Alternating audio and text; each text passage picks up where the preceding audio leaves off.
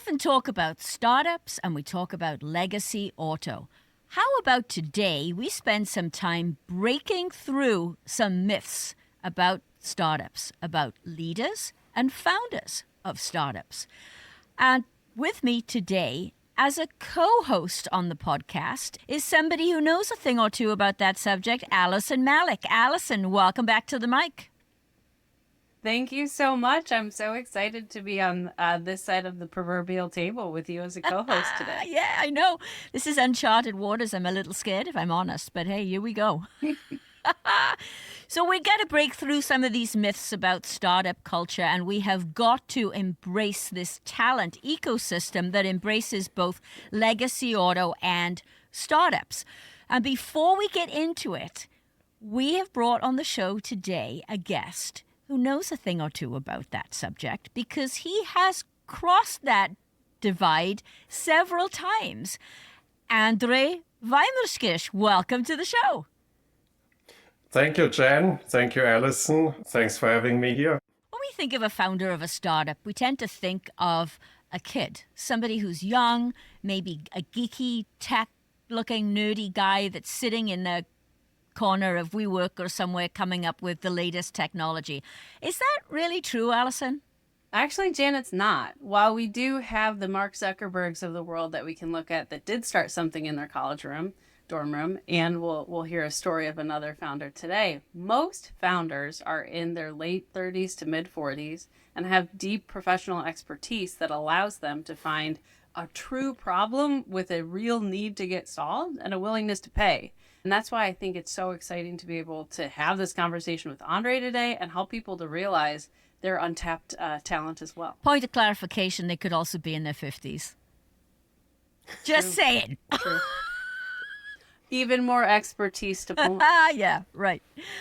Okay, so let's talk about you, André. What is your story? Tell us your story. Yes, so long time ago, I got a PhD in Germany. You can hear I'm German. So while I was getting my PhD in cryptography and data security, my PhD advisor was approached by many companies and car makers if I can support them in solving their cybersecurity problems. And so I did that partly as part of my PhD. I luckily finished my PhD, got my PhD, and then my PhD advisor and I thought, that's not really academic work that we are doing here. Why don't we just, start a startup company that was called ESCRYPT for embedded systems and cryptography. ESCRYPT, and still in Germany. And so it turned out there was really a need for it. Car makers, but all sorts of industries. I remember working for manufacturers of gambling machines, satellites, all these sort of things. And then, we grew the company, sold it to Bosch in 2012. So I was with Bosch for a couple of years, or under the Bosch umbrella for a couple of years. I think with most founders, then I felt it's really time for me to let go. I came from academia, always liked academia, so I went actually back to academia, joined the University of Michigan, the Transportation Research Institute there, or AMTRI. And then in 2016, I was approached by Lear Corporation. Lear's the largest American automotive supplier. They needed someone to build their cybersecurity, and I really liked what they told me. I liked to check out how is it to actually have many resources when you build something. So I did that 2016, built their cybersecurity, did many more things there around safety, software, and so on. And now recently I felt, I want to jump back into the different world of startup again, into the innovative world, more innovative world. And so about 3 months ago, I joined Block Harbor. Wow. So I got to ask you, come on, you go from a startup and then all of a sudden you're working for Bosch. What was that like? It's rough. I have to admit. I should be fair. It is both rough and beautiful. You get handed all these resources suddenly. We wanted to open an office in any location. Bosch had an office there. No problem. Took us a week, and we had an office in Korea, in Japan, and many other locations. But it's also rough because suddenly, like you're used to moving very fast, you're used to making decisions yourself, and suddenly you need to follow all these processes, procedures, how to do business. So it's not easy, to be fair. But some people find that comforting. They find security in having those processes and procedures. Makes them feel safe. They know what to do. But it doesn't help you when you're talking about speed and innovation, does it? It doesn't. And to be fair, I think there's a huge difference if you are a founder and then you need to follow all these processes and you get slowed down a lot. Or if you join at a large corporation, you get exposed to these processes and you just naturally follow it. I think there's a huge difference at what time you join a company and at what size it is. But I totally agree. That's the beauty of the startup world. You have full control over what you do. You can check out things. You can do it much, much faster. You don't have the safety net that you have in a large corporation. You need to be very careful because everything you do, if you fail, has a significant impact. It can be commercially or financially quite a problem for the company. But as I said, it has the beauty of being able to move so fast. Were there aspects of like process and managing resources that you found useful after having been in a startup, then you went to a big company, now you're back at a startup?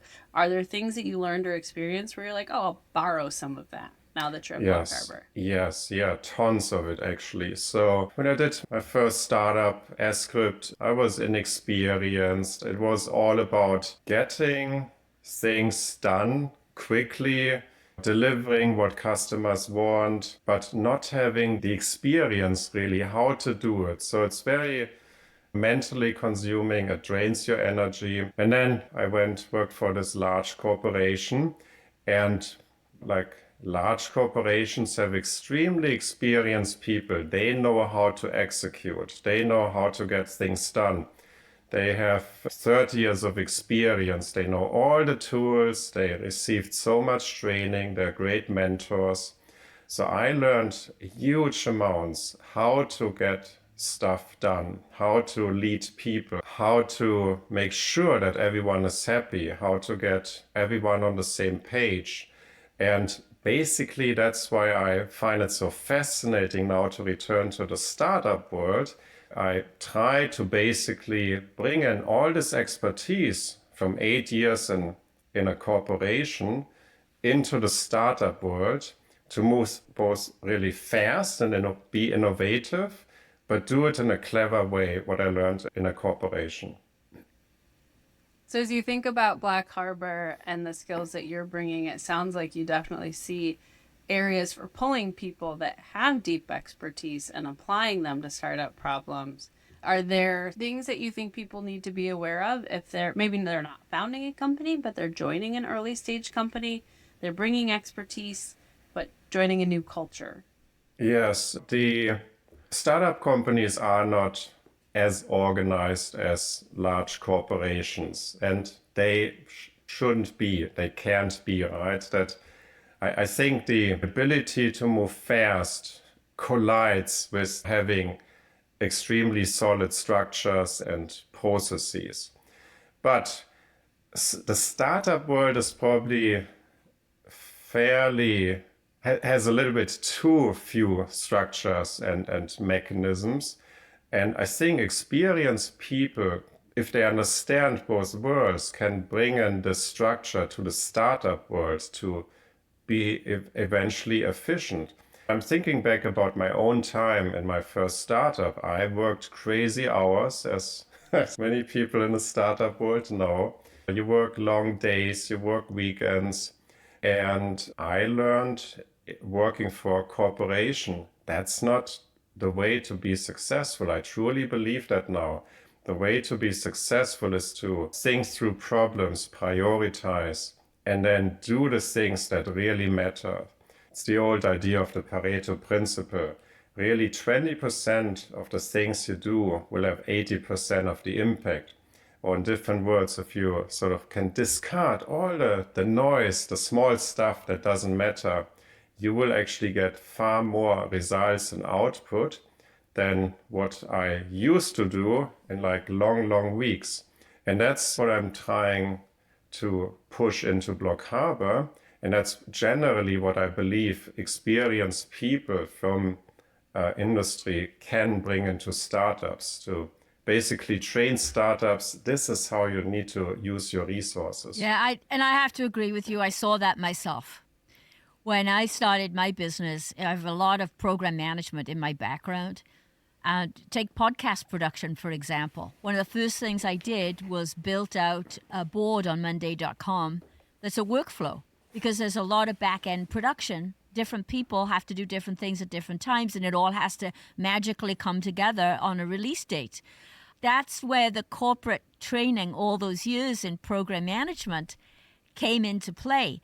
But the other side to that, too, is you don't have to do any of the bullshit stuff, right?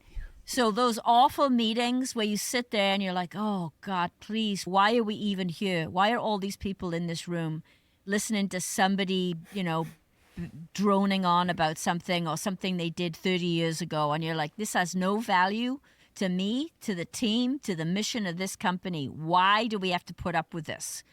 And there's none of that. Because when you're a founder of a startup, and I would throw myself into that bucket as well, then you do what you believe is right for the business. You don't have to deal with any of the bullshit.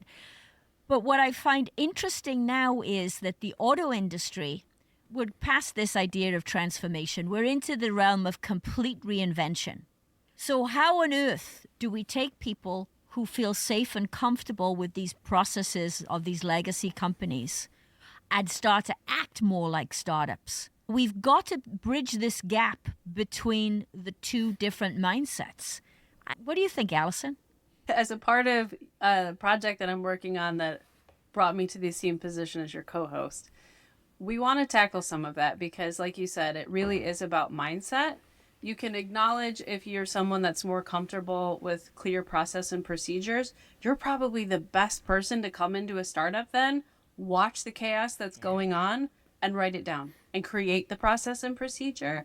But it just really takes that shift in mindset to say, okay, it doesn't exist. I know it's making me uncomfortable, but let me just try. And that's something that I'm working with the Office of Future Mobility and Electrification on a program called Changing Lanes. And we have Momentum, which is the career transition program. Applications are open now. Check out the website. That will be one of my couple of plugs today. But that's specifically to try to help tackle some of that because it is mindset, showing up, acknowledging that it's uncomfortable, and then saying, okay, how am I going to try? How am I going to try to tackle this and grow? I joke that I think founders are like addicted to that feeling of discomfort. The whole team doesn't have to be addicted to that feeling. People can come in and bring their different skill sets, and as long as there's that openness to learn and to adapt, it can actually be really beautiful in terms of bringing together expertise, passion, know-how, industry knowledge to make something entirely new happen. We need both, don't we, to move this industry forward? We really need both. And I think that there's this idea that they're two totally separate worlds. And from what you're describing, Alisyn, this is a bridge between those two worlds and really developing a full-blown ecosystem. And I love the title, Changing Lanes. But as somebody who has literally changed lanes and done that, there's so many people that say to me, oh, wow, you really got some guts to do that. We would never do that. We would never do that. And there's some fears that people have out there. And André, I want to hear your take on this, but I will tell you one of the first fears, of course, is money, right? And the next question is healthcare. And it's like, well, I can't quit my job because then I won't have healthcare. Well, okay, wait a minute. Let's really think about that statement. Yes, that is a true statement. But do you really want to live your life in a job, in a corporate environment, just because of healthcare? Or do you want to live a more purposeful, mission-driven life where there is risk, And yes, you will have to fund your own healthcare for a while until that startup reaches a point that it will fund your healthcare and all the other expenses. So it depends on, again, mindset. How do you want to live your life? If you want to live in the safety and security of a corporate world, hey, great, fantastic. I chose not to do that, and I chose to change lanes really late in life, in my 50s, where people thought, oh, you are insane. Nobody gets off the corporate train at that point in their life. Well, I did. And quite frankly, I couldn't be happier. Now, financially, would my income have been better had I stayed in a corporate job? Oh, hell yes. But would I have the freedom to express myself and the creativity and really follow a mission that I'm on? No, I wouldn't be able to do that in a corporate world. That was a bit long-winded. But André, what's your take on that? I think you describe it really well. It's not easy to change from the corporate world to startup for exactly those reasons. And I think it depends on when you do it. Like to me, it seems the times when to do it is either you're young to do startup, you don't have a family yet, health insurance is not that important. You don't have many expenses. You have the time to really go for it and work a lot. And then it seems there's a phase in life where it's really tough. And then once you get a little bit older, it's probably a bit more relaxed again financially. You can afford to maybe pay your own health insurance or so. But I had exactly the same thoughts, like the salary is much lower, the benefits are far worse, the risk level is much higher. When you're in corporate, I like the words you use, safe and secure. It's not much that can happen. You receive every single insurance there pretty much is, right? And then you move to startup and it's quite the opposite. So I do truly believe startup isn't for everyone. You need to have that conviction that you really want this. You need to have the drive to be in control, to be innovative. I certainly wish there were more support for startups. Wouldn't it be great if the government or the state covers, say, health insurance and benefits for people like me, right? To make it easier. But I think there's also for corporations really an opportunity. When I look back at my time in corporate, everyone is a great executive. I think you climb the career ladder in corporate because you're great in executing. But corporate also pushes out people who are innovative, and they need to change that mindset. They need to fully embrace it so that the people who don't want to take that step to move to the startup world, that they can still be really successful in corporate and push innovation into corporations. Alisyn, how do we get those people who have been in corporate and they're just bursting, they're just dying to break out and become a founder, to take their idea, work with their creativity? Tell me more about this program, the Changing Lanes program. How do they do that? Yeah, so I think this is actually something that's pretty unique to the auto industry here in Michigan. And I'll say the Rust Belt broadly. I've spent a lot of time in Silicon Valley, in Berlin, in Japan, and other innovation ecosystems where I'll work at a corporate for a bit, then I'll go to a startup, then I'll go back to a corporate. Like that movement is really fluid. People have the networks. You can be in a startup, but know how corporates work. Corporates, people might know a little bit about like venture capital, which is oftentimes some of the first money that might come into a company to help it get started. And here that really isn't the case. So when I started my own journey, I was an engineer at GM and just really curious about startups, reading about them. But it was 2008. It was not a great economic time to be just jumping off and doing things willy-nilly. So I just it felt like brute force to try to figure out how to break into the ecosystem because there wasn't a lot of connectivity. So in the state of Michigan in particular, there are entities called smart zones that their whole reason for being is to help people that have interesting ideas in small companies to help them scale, get them access to resources, training, work on their sales approach, meet their customers, because that is really the first step if you have a good idea to do all of that. And so with changing lanes, there's the momentum program that I talked about, but we also want to just help more professionals learn about the smart zone resources that exist and help them to learn about, I've seen this problem. Why doesn't somebody solve it? Like, well, why not you? Like, you've seen it. You're not the only person working on this in industry. So there's probably at least 10 more of you that need it at your company, let alone across the whole industry. How do we go from somebody should to I could? And then access the resources that help. A great one is the business model canvas to think through what is your value proposition, who are your customers really, how and why are they going to pay you. This all, when you've been working in the entrepreneurship space, seems really basic, but when you are in an established industry that's over 100 years old, that is sort of intrinsically known as opposed to really digested. And so there's tons of resources to help with things like that. And we want to help bridge people in to be able to take better advantage of them, including fireside chats that are coming up, as well as what we're calling vision workshops to help for those people that have heard or felt something that they've seen where they're like, oh, somebody should just fix this. This is obnoxious. It could be a part, it could be a process, it could be a software, it could be a database, whatever it is. Somebody should do that. Why not you? And let's help you explore that. You don't even have to leave your job yet. I think that's another misconception, is that in order to start a startup, you have to quit your job.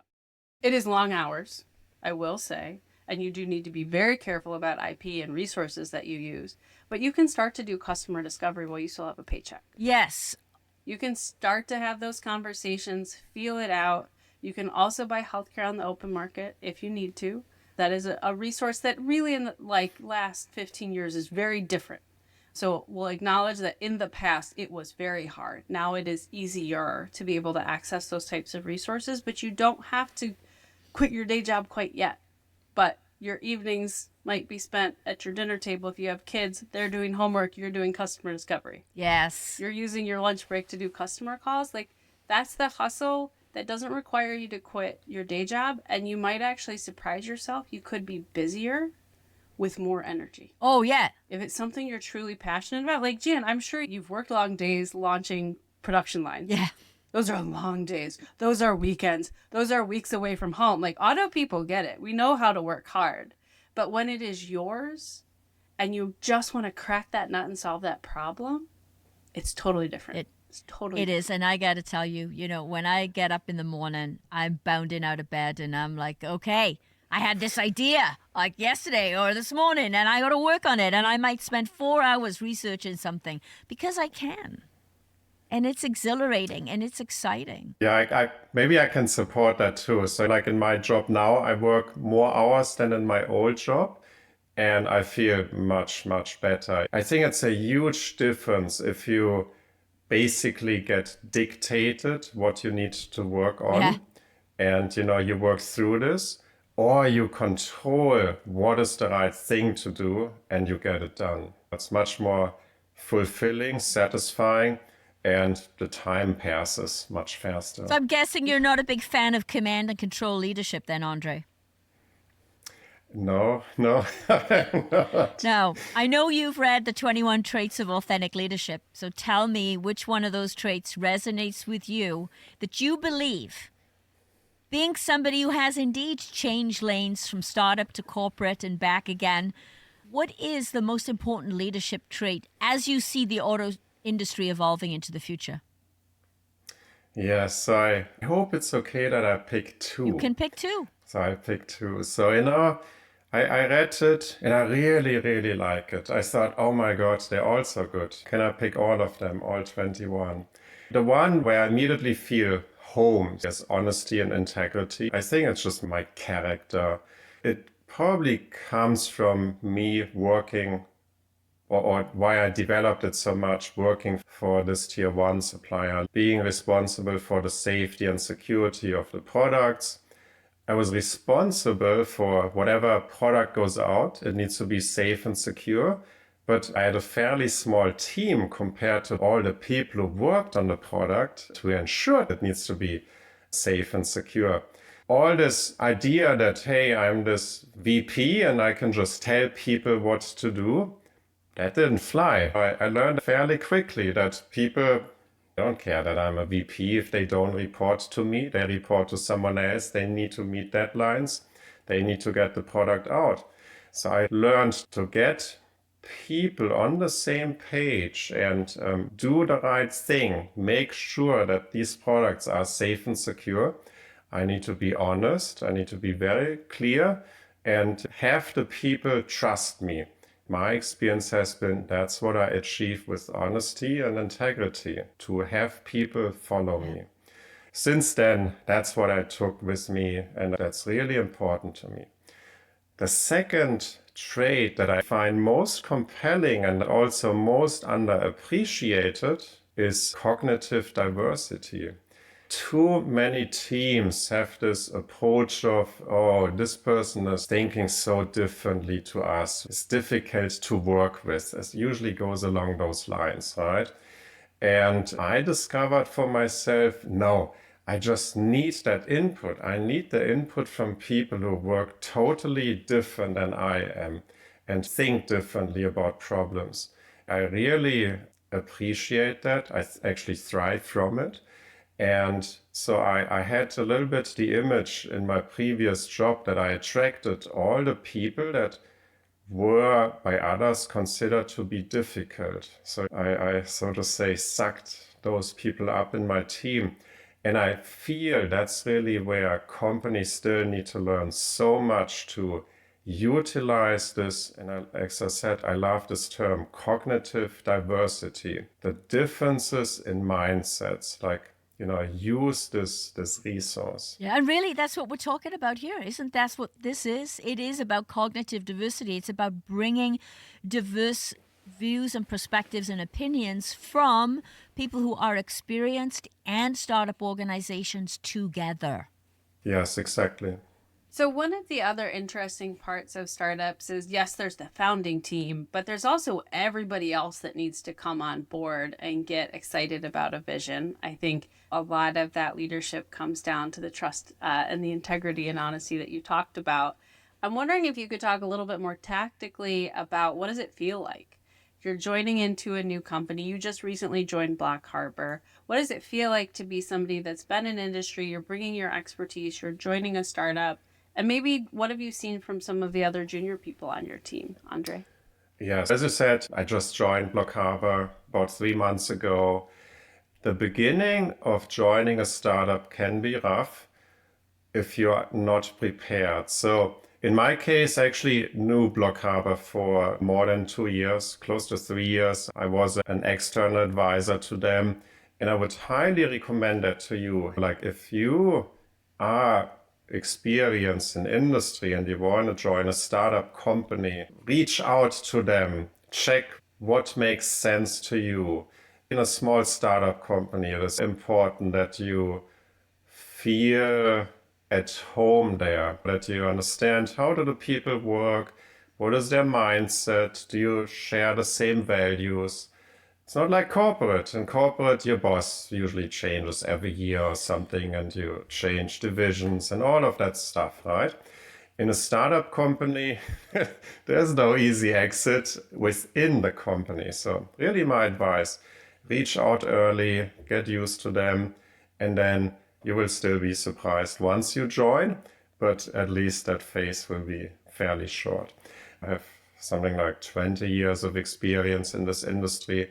I think that same makes sense for more junior people. I would highly recommend really take your time, talk to as many people as you can, say as part of interviews before you join a startup company. Get a sense of who the important people are, how they work, how they tick, and if you feel your values fit there. And then I think all levels can really contribute to the startup company. Like just as I said earlier, startup companies need somewhat experienced people to bring in structure, to bring in strategy, and then you can always contribute. You bring up a really good point for people that want to just get their toes wet. Maybe they've got a startup they're curious about. Early stage startups do not have a lot of resources and they don't know everything. If they think they know everything, look for a different startup. They don't know everything. And so they're always looking for advisors. You brought up a great example that you started as an advisor with Block Harbor. That allows you to get to know the team, get comfortable with the risk profile. Do you think it's a good product that's going to be a going concern? You'll be able to have an income for a while, but it's a great opportunity to be able to get your toes wet, start to understand what does startup life look like in a way that doesn't, again, force you to quit your day job. Be careful about IP and which laptops you use to do things. That is as much of a disclaimer as I know to give you, but I think that's another opportunity, Jan, I would definitely recommend your listeners explore. Even if you don't think you want to leave your corporate job, if you feel like you're listening to Jan's podcast, so you know the industry is changing and the culture needs to change. This is a great way to get exposure to how other organizations work. And then a great organization here in Michigan that works in this space in terms of helping to connect people that want to be mentors. Ann Arbor Spark is one that's great. They've got a mentor in residence program, and then Centropolis Accelerator based in Southfield with Lawrence Technological University specifically focuses on Industry 4.0 and manufacturing, always looking for industry expertise to help with advising for startups. In summary, it is a myth that startups are geeky, nerdy kids in the corner of a co-working space. It is an absolute myth, and André and I are living proof of that. But hopefully we have busted through that myth for our listeners. And if you want to explore the startup ecosystem, there are ways to do it. But the question I believe that you should ask yourself first is, how do you want to live your life? If you want to live and stay in the comfortable corporate world, that is perfectly fine, and there is no judgment from me or anyone else for wanting to do that. But if there is some creativity in you or some innovation in you that you know that there's a way that you can found a company or even get into that ecosystem, there's a way to do that. We will put links in the show notes to Changing Lanes and the programs that Alisyn described. So think about how you want to live your life. It's never too late to change lanes. I am living proof of that. You all know it. And there are organizations here to help. Thank you, Jan, so much. It was an absolute pleasure and honor being your co-host today. Really glad that we could bring this conversation with André, because I think there are so many people that listen to your work that probably have seen something where they've been like, oh man, someone should fix this. And I hope that this conversation today will help them to transition to maybe I could. And that the resources that we've got available with Changing Lanes can help open the door to what types of resources there are available. And hopefully we shared some good insights for people to be able to get active, go out there, advise, start talking, and start showing up. The startup community is ready for you. From somebody should to yes, I could. I love that tagline. André, thank you very much for joining us today. Final thoughts from you? Well, thank you so much for having me here. And both of you, Jan and Alisyn, thank you so much for pushing this topic forward. And I hope you will be super successful. Thank you.